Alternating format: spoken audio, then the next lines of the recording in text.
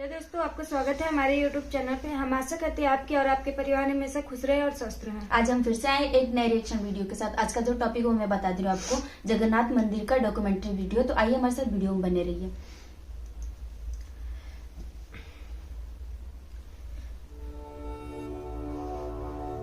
ये है हिंदू धर्म के 4 पवित्र धामों में से एक, जहां आज भी गूंजती है प्राचीन कथा। ईस्टर्न इंडिया का शहर पुरी हर साल तैयारी करता है ईश्वर की एक दिव्य यात्रा की। जब भगवान जगन्नाथ यानी जगत के नाथ अपने भाई और बहन के साथ गर्मियों की अपनी सालाना छुट्टियों पर निकलते हैं 3 विशाल रथों पर, और इस बार 19 साल बाद भगवान एक धार्मिक रस्म के मुताबिक अपने पुराने शरीर को छोड़कर अपनाएंगे नए शरीर। तब 2 लाख की आबादी वाला पुरी का शांत नगर 10 लाख से ज्यादा की आबादी वाला शहर बन जाएगा और शामिल हो जाएगा धरती पर सबसे बड़े धार्मिक उत्सवों में से एक में। ऐसा उत्सव जो पेश करता है गजब का नजारा, रंगों, संगीत की तालों और संस्कृति की अनूठी छटा लिए, जहां फिर से जी उठते हैं शिल्पकारी, इतिहास और गाथाएं।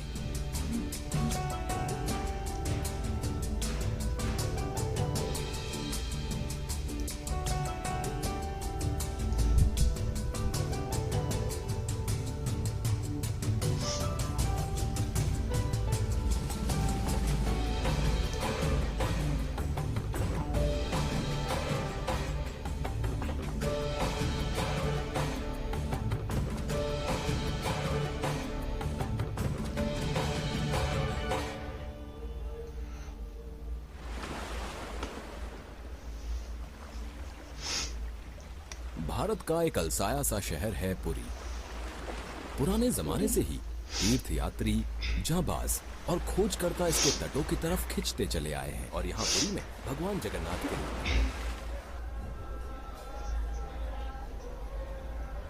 देश के 4 कोनों में मौजूद पुरी, रामेश्वरम, द्वारका और बद्रीनाथ हिंदू धर्म में 4 पवित्र धाम हैं। हर साल हजारों तीर्थयात्री भगवान जगन्नाथ के धाम की यात्रा पर आते हैं। हिंदू इन धामों को पवित्र मानते हैं और इसीलिए उनकी कोशिश होती है कि जीवन में एक बार वो यहाँ जरूर आएं।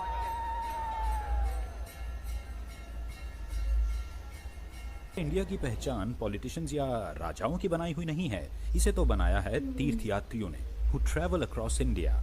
तो किसी तीर्थ, किसी नदी या पहाड़ या गुफा की यात्रा करने की जानकारी कम से कम 2000 साल पहले से है। सो द यात्रा is a very important idea in Hinduism. पवित्र शहर पुरी की यात्रा का विचार खास तौर पर अहम है, जहां खुद भगवान हर गर्मियों में यात्रा पर जाते हैं। इस बहुत ही मशहूर उत्सव का नाम है रथ यात्रा या चैरियट परेड।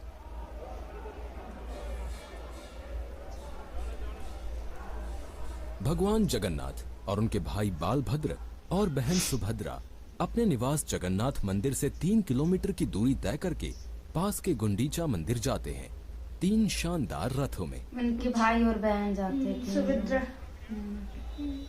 दुनिया भर से हजारों तीर्थयात्री यात्रा पर निकलते अपने प्यारे भगवान की एक झलक पाने आते हैं, मन में निर्वाण या मोक्ष पाने की आस लेकर।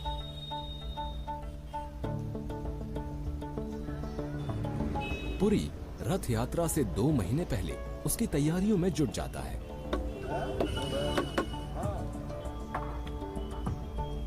तैयारियों में तेजी आती है पास की पूर्व रियासत दसापाला से लकड़ी आने के बाद।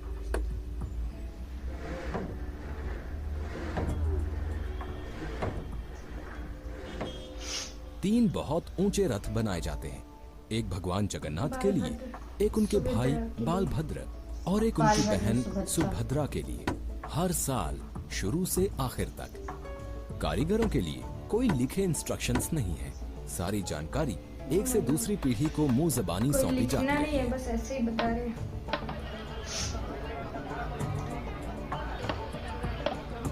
प्रैक्टिकल देखते रहते हैं।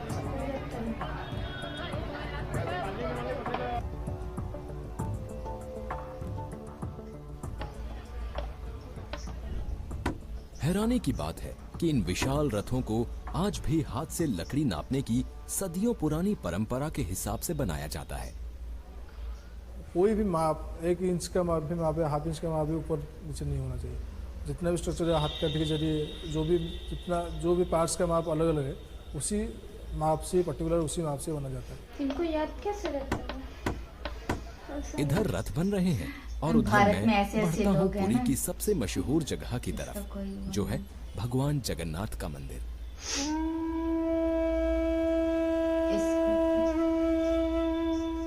ये मंदिर 4 लाख स्क्वायर फीट से ज्यादा इलाके में बना हुआ है।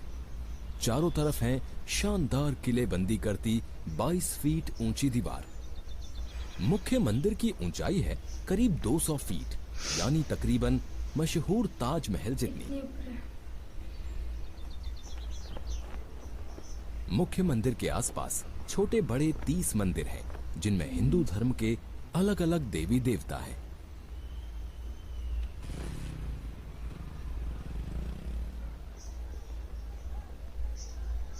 इसके ठीक ऊपर है अष्ट धातु से बना एक चक्र, जिसे कहते हैं नील चक्र। ये चक्र प्रतीक है भगवान विष्णु के खास हथियार का, जिसका नाम है सुदर्शन चक्र। इसका एक खास मकसद और है, इसके होने से ऊंचे मंदिर पर बिजली नहीं गिरती। चक्र पर हर रोज नया ध्वज फहराया जाता है। ध्वज बदलने के लिए एक सेवक सिर्फ आस्था के सहारे जमीन से करीब 200 फीट ऊपर चढ़ता है।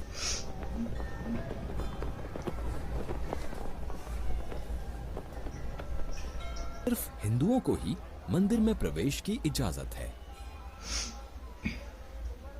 One of the important things in Hinduism is purity, और यह है रिचुअल प्योरिटी, ना कि हाइजीनिक जैसा आजकल के लोग मानते हैं। यही प्रैक्टिस थी एंशिएंट रोम में भी, और ऐसा ही कुछ था एंशिएंट इजिप्ट में। कुछ लोगों को बाहर रखने की वजह थी कि आप किसी रिलीजियस प्लेस को टूरिस्ट अट्रैक्शन नहीं बना सकते हैं।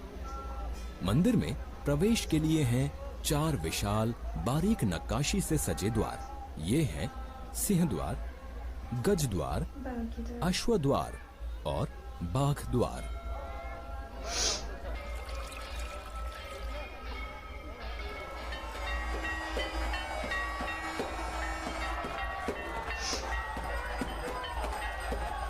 एक समय की बात है, मध्य भारत पर इंद्रद्युम्न नाम के राजा राज करते थे। वो भगवान विष्णु के बहुत बड़े भक्त थे और उन्हें उनके दर्शन की इच्छा थी। एक दिन एक साधु घूमते फिरते दरबार में आया और राजा से बोला कि ओडिशा में भगवान विष्णु को उनके असली स्वरूप नील माधव के तौर पर पूजा जाता है। राजा ने फौरन मुख्य पुजारी के भाई विद्यापति को हुक्म दिया कि वो ओडिशा जाकर नील माधव की खोज करें। एक लंबे थकान भरे सफर के बाद विद्यापति ओडिशा पहुँचे। वहाँ उन्होंने एक कबीले के सरदार विश्ववासु को गुपचुप नील माधव की पहरेदारी करते पाया। उन्होंने विश्ववासु से विनती की कि वो उन्हें देव पूजा की जगह दिखाएं, मगर कबीले के सरदार ने इनकार कर दिया। तो विद्यापति गांव में ही ठहर गए। कुछ समय बाद उन्हें विश्ववासु की बेटी से प्यार हो गया और उसके बाद उन्होंने उससे शादी कर ली। शादी के कुछ ही दिन बाद विद्यापति ने अपनी पत्नी को नील माधव की एक झलक दिखाने के लिए अपने पिता को मनाने को कहा। अपनी बेटी की जिद देखकर आखिरकार विश्ववासु मान गए, प्रेम मगर पे हारने, एक बच्चों शर्त के पर आगे हारना ही पड़ा। कि विद्यापति को आंखों पर पट्टी बांधकर ले जाया जाएगा। मगर विद्यापति कबीले के सरदार की आंखों में धूल झोंकने में कामयाब रहे। वो रास्ते में सरसों के दाने गिराते गए ताकि राजा के साथ आने पर वो भटके नहीं। गुप्त गुफा में पहुंचकर आंखों से पट्टी हटने के बाद जब विद्यापति ने नील माधव की दिव्य छवि देखी तो वो देखते ही रह गए। उन्होंने जल्दी से लौटकर राजा को सारी बात बताई। राजा फौरन अपने प्यारे भगवान के दर्शन पाने के लिए निकल पड़े। लेकिन जब राजा विद्यापति के साथ गुफा में पहुंचे तो उन्हें वहां कुछ नहीं दिखा। नील माधव अंतर्ध्यान हो चुके थे। राजा का दिल टूट गया। अब राजा की किस्मत उन्हें कहां ले जाएगी? क्या भगवान विष्णु उन्हें दर्शन देंगे? दिल से ये तो बुलाएंगे तो वक्त ही दर्शन बता देंगे। सकता था। जून 2015 जून 2015। पुरी में अभी हर तरफ हलचल है। रथ यात्रा उत्सव में 1 महीना बाकी है, इसीलिए रथ बनाने वालों के लिए जून सबसे अहम महीना है। गर्मियों में तपते सूरज के तले कारीगर विशाल रथों पर लगातार काम करते हैं ताकि ये वक्त पर पूरे हो जाएं।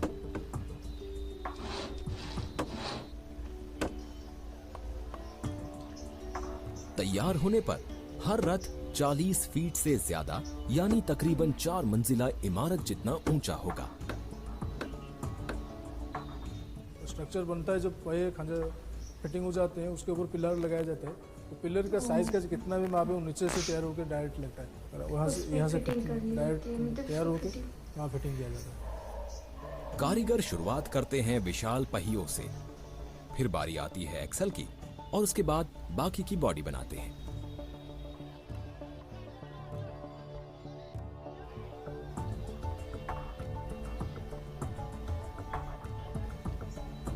तीन रथों के लिए कुल 42 पहिए चाहिए होते हैं और उनमें बराबरी का बहुत ध्यान रखा जाता है, क्योंकि पहियों से ही भगवान का सफर आरामदायक होगा।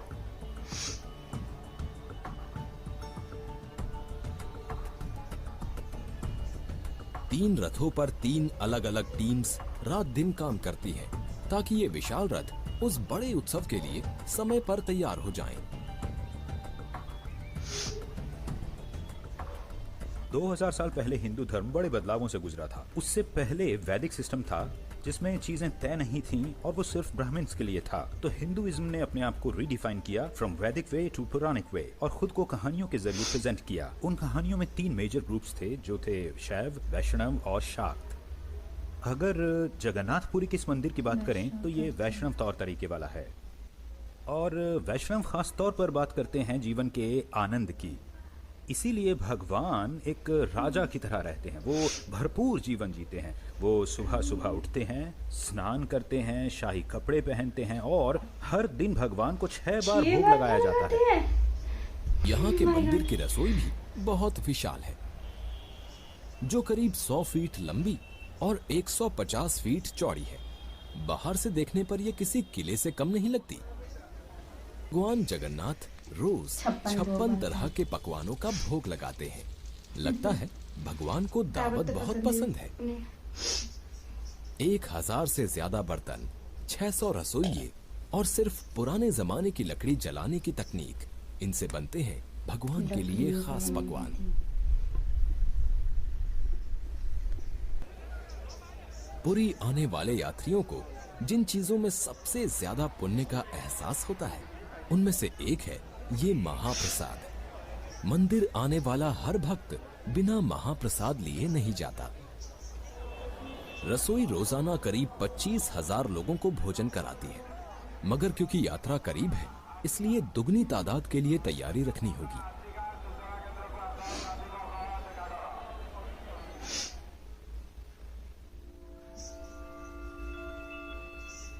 सदियों पुरानी कहानियों, किस्सों और इतिहास ने आपस में मिलकर भगवान जगन्नाथ के इर्द गिर्द परंपराओं और मान्यताओं की एक भरी पूरी संस्कृति रचती है, जो हिंदू देवताओं में सबसे अनूठे हैं।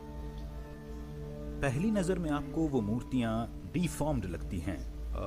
You have a God with circular eyes. उनके हाथ या पैर वगैरह आपको नहीं दिखते हैं और ये डिफॉर्मिटी आपको सरप्राइज करती है। ये किसी कबीले के देवता जैसे लगते हैं।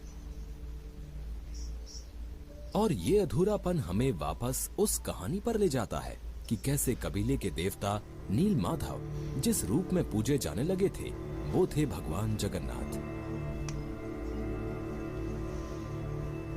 राजा इंद्रद्युम्न के कहने पर उनके भरोसेमंद सेवक विद्यापति भगवान विष्णु के दिव्य स्वरूप का पता लगाने में कामयाब हो गए, जिनकी ओडिशा के जंगलों में नील माधव के रूप में पूजा की जा रही थी। ये खबर सुनकर राजा फौरन ओडिशा की तीर्थ यात्रा पर निकल पड़े, लेकिन जब वो गुप्त गुफा में पहुंचे तो उन्होंने पाया कि उनकी छवि अब वहां नहीं थी। राजा उदास हो गए, मगर तभी उन्हें जैसे देवलोक से संदेश मिला कि वो पुरी जाएं, लकड़ी के उस तने को किनारे लाएं जो लहरों पर तैर रहा होगा। राजा ने संदेश का पालन किया और उन्हें पुरी के तट पर सच में पेड़ का तना तैरता दिखा। खुशी से झूमते हुए वो उसे महल में ले आए, लेकिन उस ठोस लकड़ी में से कोई भी कुछ तराश नहीं पाया। और क्योंकि किसी ने भगवान विष्णु को नहीं देखा था, इसलिए कोई उनकी छवि तराश नहीं सकता था।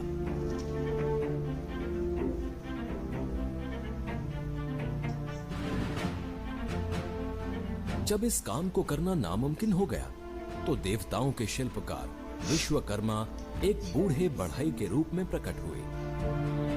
उन्होंने राजा को भरोसा दिलाया कि वो मूर्ति को बना सकते हैं, लेकिन शर्त ये है कि 21 दिन तक कोई उनके काम में बाधा न डाले। राजा ने फौरन शर्त मान ली। 15वें दिन के बाद रानी का सब्र टूट गया और उन्होंने राजा से दरवाजा खोलने की जिद की। राजा ये देखकर बेचैन हो उठे कि बढ़ई गायब हो चुके थे और अपने पीछे लकड़ी की अधबनी मूर्तियां छोड़ गए थे। लेकिन माना जाता है कि लकड़ी की उन प्रतीक मूर्तियों जैसी ही मूर्तियां पुरी के मशहूर जगन्नाथ मंदिर में स्थापित हैं।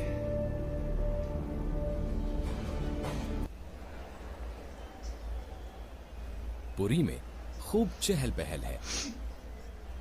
जून के इस महीने में एक खास धार्मिक रस्म मनाई जा रही है।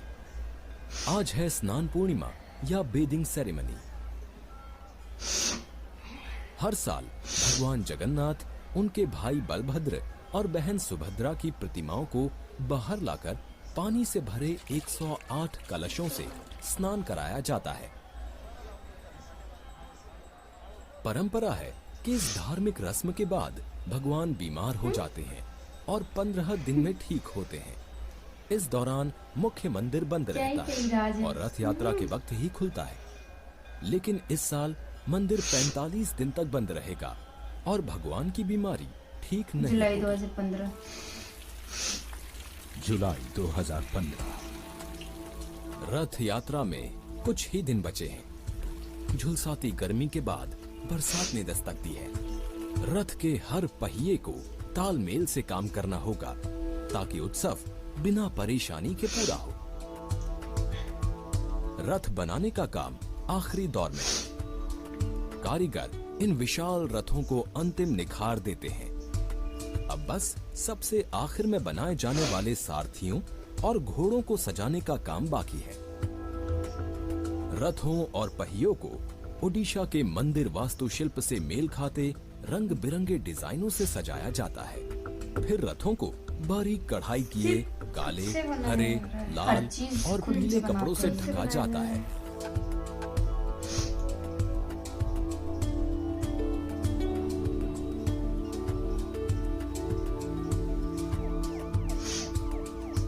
दो 2500 पुलिसकर्मी और 150 ट्रैफिक पुलिस भक्तों पर नजर रखने और उनकी पुख्ता सुरक्षा के लिए तैनात किए गए हैं।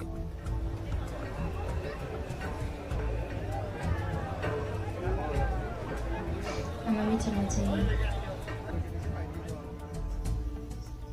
रथ यात्रा की घड़ी नजदीक आने के साथ होने ही लगी है। माहौल में जोश उभरने लगता है।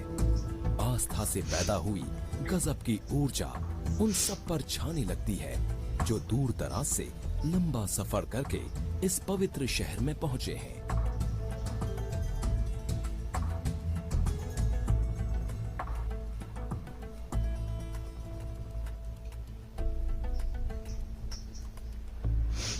हवा में जुनून छा जाता है। मुख्य उत्सव से एक दिन पहले रथों को खींच के खींचकर लिए उनकी ले जगह जाना था। यानी मंदिर के सिंह द्वार के ठीक सामने खड़ा किया जाता है, जहां वो अपने दिव्य रथियों यानी सवारियों का इंतजार करते हैं।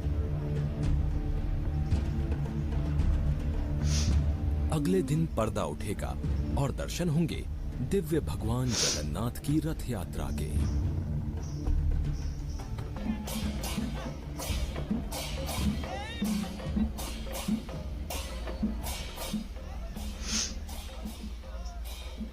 आखिरकार वो दिन आ गया है जब पुरी आस्था से गूंज उठी है और एक विशाल धार्मिक केंद्र बन गई है।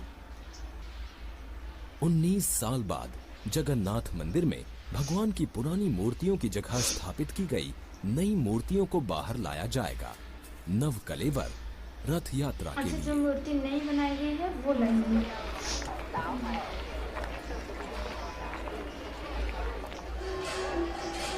तीन भव्य ऊंचे रथ, 5 स्तरीय सुरक्षा घेरा, करीब 10,000 सिक्योरिटी पर्सनल, तकरीबन 164 पुलिस प्लाटून्स और 15 लाख से ज्यादा श्रद्धालु जो महारथ 3 रथ यात्रा के बने लिए हैं। दुनिया भर से यहाँ आए हैं। एक उनका, एक उनके भाई और एक बहन। ये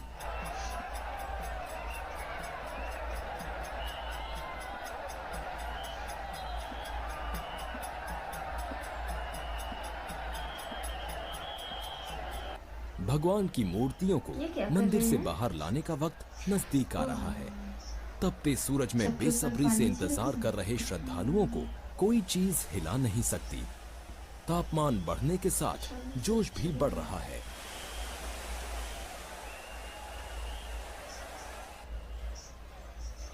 बीसवीं सदी में 1912 से शुरू करके 6 नव कलेवर हो चुके हैं।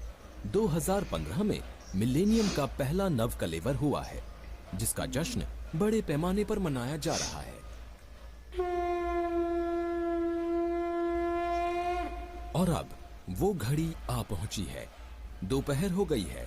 भगवान की मूर्तियों को उनके निवास से उस बड़े अनुष्ठान के साथ बाहर लाया जा रहा है जिसे कहते हैं पहांडी। पहांडी। सबसे पहले बाहर लाया जाता है भगवान जगन्नाथ के भाई बलभद्र को। लय के साथ एक एक कदम बढ़ाते हुए, खुशी से नाचते भक्तों के जोश के साथ ताल से ताल मिलाते हुए श्रद्धा है सबके अंदर।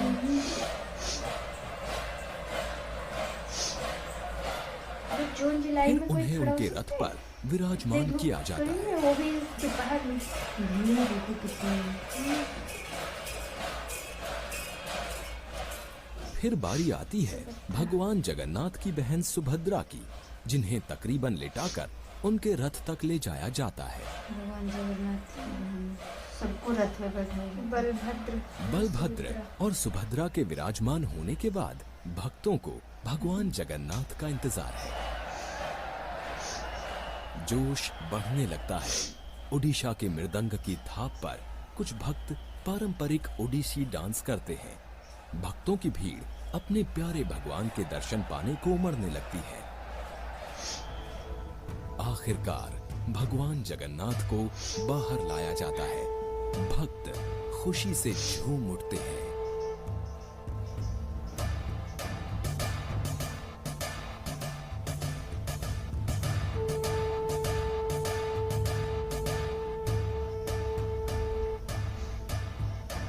कान्हा जी भगवान जगन्नाथ चले। ये तो वो है ना।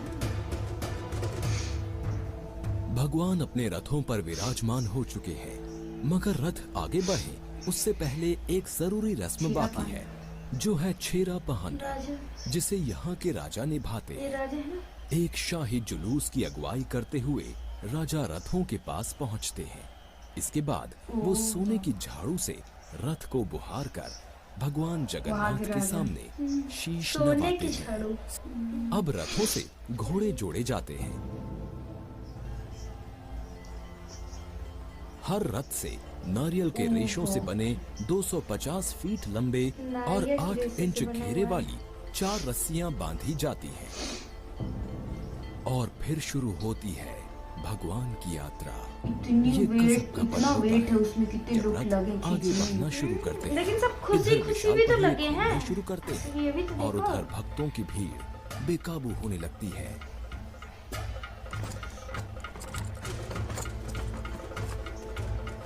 भगवान बलभद्र के रथ के ध्वज पर ताड़ का पेड़ बना है, इसीलिए इसे नाम दिया गया है ताड़ ध्वज।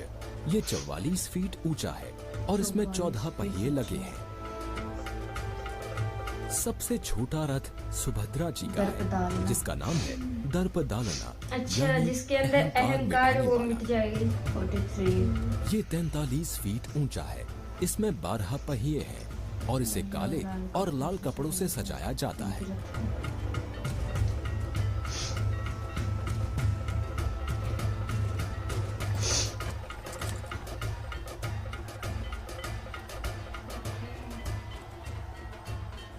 श्रद्धा के साथ सब जा रहे हैं। और आखिर में 45 भगवान फुट का। जगन्नाथ का रथ 45 फीट ऊंचा ये 16 और पहियों 16 का। पहियों वाला ये रथ सबसे विशाल जिसे इनका है। सजाया जाता है लाल और पीले कपड़ों में और नंदी इसे घोष। कहते हैं नंदी घोष।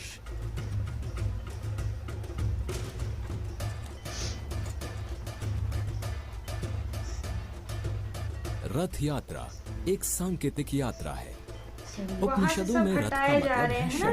शरीर और माना जाता है कि ये दूरी प्रतीक इसमें के रूप 16 में पहिए उस रास्ते हैं को दिखाती है रथ में। जो शरीर तब विशाल अपनी होगा। मंजिल तक पहुंचने के लिए अपनाता है। अच्छा, और वो वो भी लगे मंजिल हुए है हैं जो दर्शन करने निर्वाण आए हैं। या मतलब मोक्ष। आधी दूर वो ले जाएंगे, आधी दूर सही है। भक्तों की भीड़ एक रथों के दूसरे आसपास खींचते जमा रहते होकर रस्से को खींचती है। ये वो नजारा है जो धर्म के सार को एक नहीं कई तरह से उजागर करता है। रात हो गई है।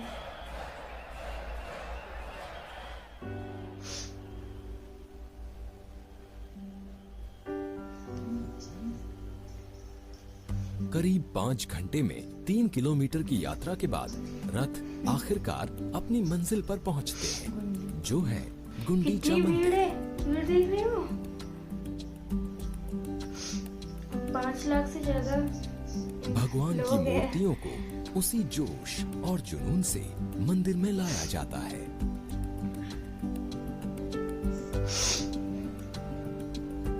सात दिन यहाँ रहने के बाद भगवान गुंडीचा मंदिर से वापस लौटेंगे। यहाँ से अपने फिर 7 दिन बाद जाएंगे अपने जगन्नाथ मंदिर में। मंदिर में।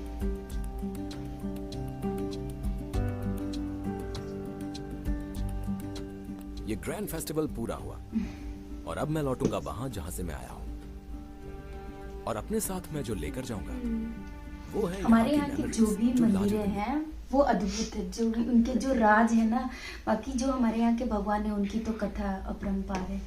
अब सोचो पहले इतनी सारी भीड़ है, वही कान्हा जी को एक यहाँ एक रथ को कितने मेहनत से बनाया, खुद के हाथों से डिजाइन से दे बनाया के जा रहा है। बनाया। एक तो और वो भी क्या कहते हैं, ये क्या कहते हैं, सेंटीमीटर से नहीं, सिर्फ हाथ के नाप से खुद नहीं के लेके। नाप से, हाथ से नाप लिया मतलब जा रहा सेंस है। की बातें, इतना दिमाग होनी चाहिए कि खुद की नाप ना कोई नाप ना कुछ, खुद से अपने हाथों से वो चीज बना रहे हैं वो लोग। पहले सेंटीमीटर कहाँ था, पहले वही ये सब तो। कहाँ था, पहले ऐसे हाथ से ही एक जो तो बनाया जगन्नाथ जाता जी का था रथ, उसमें केवल 16 पहिए थे उनके और कितने 45 फीट का 45 वो फीट था। का था। बाकी उनका सुभद्रा का जो था वो 43 फीट का है। उनका जो बलभद्र जी का था वो 44 फीट का था। मतलब इतने बड़े बड़े फिट और उनकी पहिए, इतनी कठिनाइयों से ये चीज बनाया, बाकी इतनी श्रद्धा के साथ उनको उस रथ में ला के बैठाना। आसानी से पहुंच गए। फिर उस रथ का एक और भी रस्म था, जो वहाँ के राजा थे वो सोने की झाड़ू सोने लेके की उनकी झाड़ू वो से। करके फिर वहां से रथ निकलती है और वो रस्से, नारियल के रस्से बना जाता है, उससे खींच के उनको वहां ले जा जाता है। कोई सी मंदिर पता नहीं, मुझे भूल गई सॉरी, उस मंदिर के पास वो ले जाते, वहां पे 7 दिन रखते हैं वो लोग। नारियल की जटे जो होती है बहुत मजबूत होती है। ये जो रस्सी है इसमें नहीं कोई दम है, लेकिन नारियल की जो जट है बहुत टाइट रहती है, इसलिए उसको बनाया जाता है। बाकी ये वीडियो बहुत ही अच्छी थी, कृष्ण भगवान की आपको नॉलेज मिलेगा, बहुत ही अच्छे हैं। आप हमारी ये जो वीडियो थी एक हमारे सब्सक्राइबर ने बोला था, तो आई होप अगर आपको हमारी वीडियो अच्छी लगी तो आप हमारे चैनल को सब्सक्राइब करिएगा, लाइक कमेंट शेयर जरूर करिएगा। मिलते हैं एक नए रिएक्शन वीडियो के साथ। जय जय जगन्नाथ मंदिर। बाकी आप कमेंट में अगले वीडियो का बताइएगा कि हम किस वीडियो पर रिएक्शन दें। अभी के लिए बाय। बाय।